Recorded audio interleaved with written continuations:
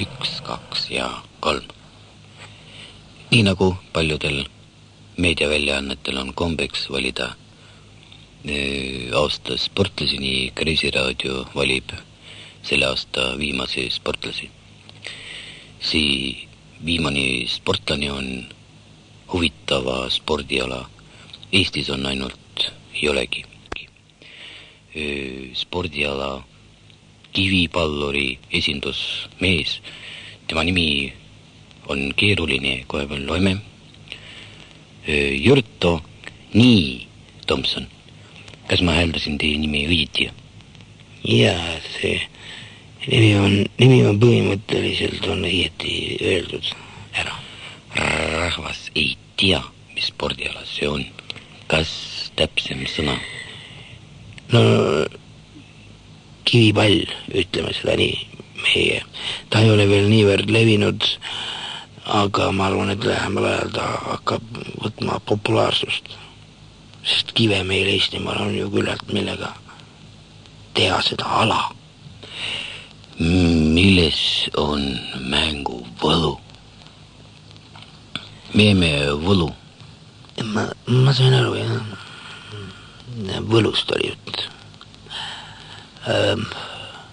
Ma ei oskagi öelda, mis tal võlu. Kas see on murumäng? Ei, vot see on see asja võlu võib-olla, et teda võib igal pool mängida. Selleks ei ole vaja mingeid, kuidas, tead, selliseid, nagu staadion, eks ole. Ei ole vaja ja võib-olla see asfalteeritud tee.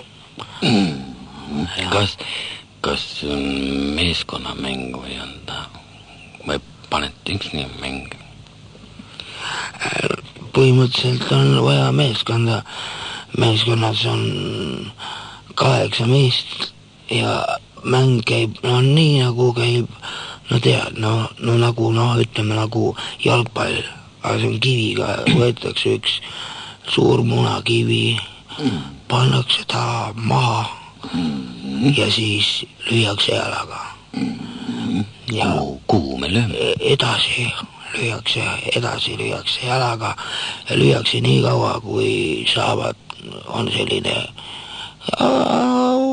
võib öelda värav. Ja saad sinna väravasse sisse, seal on väravad. No ja kui väravat peab selle munakivi kinni püüdma. Ta ei tohi seda väravasse sisse lasta, seda munakivi, seda suurt kivi.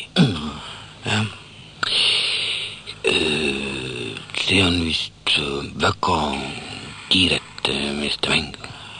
Kiirus siin ei ole suurt nii vaja, aga jõud on meeletult vaja. Kas jala? Ja mis siin salata on ka kätejõudu, sest mäng on karm, verd on suhteliselt palju võib-olla, aga ei pea muidugi, aga tavaliselt on. Ja ma ütlen, tulla hooajast välja tervena on praktiliselt võimatu. Mitu väravavahti ühe mänguga läheb? Reeglina läheb palju. Kuna Eestis ei ole ta nii levinud ja nii palju mängeid ja siis võetakse lihtsalt rahva seast suvaliselt. Kes on parajasti jäänud vaatama mängu, võetakse kui väravad. Sest kujutate ette tormat, paljajalu, ega siin kingi ei vaja. Lööd seda rasket munakivi, mis kaalub kuskil 10-20 kilo vahel kivi. Ümmargune, kandiline, ogaline, ta võib olla ju suvalise kujuga. Kivi on ju meie jaoks kivi. Kõvasti lööd, jalg valutab, jalad on seniseid. Kaitseid, kui sellised ei ole ju olemas sul tegelikult ju. Jalad, vaadake mu jalgu, kondid paistavad ju. vot, ja siis, kui jõuad ära juurde lööda, no sa ju lööd huupi, tähendab seda, et sisse saada väravat. Ta ju peab kaitsema ja talvaseks, seal ei ole kindel midagi, ega mask ega kiivrit. Ja nii löödki lärtstida. Kuhu juhtub? Mis on selle mängu printsiip? Mida? Mängu printsiip. No põhimõtteliselt, no... Kas ma kergendan küsimust? Kas te mängite vastastega või niisa? Ei, no... Teine meeskond on ka. Kus? Mida? Kus? No seal, kus parajasti võistlus toimub. Ja kui nüüd ausalt öelda, see on mehine mäng. Sealt mängust tulevad välja sellised mehed. Me ei võta põhimõtteliselt mingi humaansus peab ju spordis olema, seda saab ju iga lollakas aru, on ju. Ja me ei võta põhimõtteliselt alla 10-aastaseid, ei võta üldse treeningu lähedalegi, ei lase tulla neil. Ja tahaks teile Kreisiraadio kui aasta viimane sportlane kinkida jäätise. Aitäh.